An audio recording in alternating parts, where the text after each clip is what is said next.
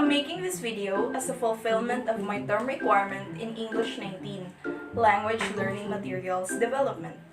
And for today's content, I'm going to show you one of the many ways on how to transform a regular learning material like old textbooks, written poems, files, etc. into something new with an ICT application in order to make the learning material more useful and relevant to the current teaching methods. Let's start! So while I was thinking an idea for this task, I found this unused instructional materials instead. It's probably when I was assigned to report something in front of the class when I was in high school. Luckily, the content is about using the plural form of regular nouns, which is a common topic in learning English language. And its source came from this textbook called Anglo-American. So I decided to convert these visual aids into a multimedia presentation, specifically an audiovisual narrative slideshow presentation. It's sort of similar to a PowerPoint presentation, but a whole lot better because it applies audio or a narrative voice over. First, I reviewed the topic and determined its possible scope. Then, I used a Canva app to create the slideshow presentation. It's a very useful app because it's good for making any graphic designs. And you'll get whatever you need for the designs and styles in just one click by typing through its search bar, of course. And there are countless images that will show up for you to choose according to your desired concept. Moving on, I downloaded Teleprompter app for the audio recording, and it's super good because it makes my delivery clear and it excludes the unnecessary background noises while I was recording my voice. After that, I used KineMaster Diamond app to put these pieces together in one form and to make the transitions go smooth as well. I also didn't add any other details in the presentation because I wanted to look simple but engaging at the same time. Here's the final presentation I've made. Using the plural form of regular nouns. Hello, and welcome to my English class. What is a noun?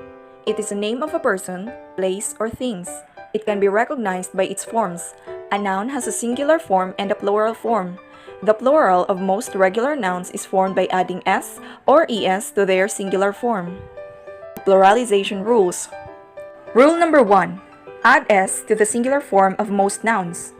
For example, oppressor turns into oppressors. Generation turns into generations. Rule number 2. Add es to nouns ending in s, double s, z, ch, sh, and x. For example, bus, buses, glass, glasses, quiz, quizzes, branch, branches, brush, brushes, fox, foxes. Rule number 3. If a noun ends in f or fe, change f to v and add es or s. For example, elf, elves, life, lives. However, there is an exemption in this rule because some words ending in f or fe only needs to be added with s to make it in plural form. For example, roof, roofs, safe, safes, chief, chiefs, chef, chefs, cliff, cliffs. Moving on to rule number 4, if a noun ends in y after a consonant, change y to I and add es. For example, city, cities, opportunity, opportunities, country, countries. But in rule number 5, if a noun ends in y after a vowel, simply add s to the singular form. For example, toy, toys, turkey, turkeys, valley, valleys, survey, surveys. Rule number 6.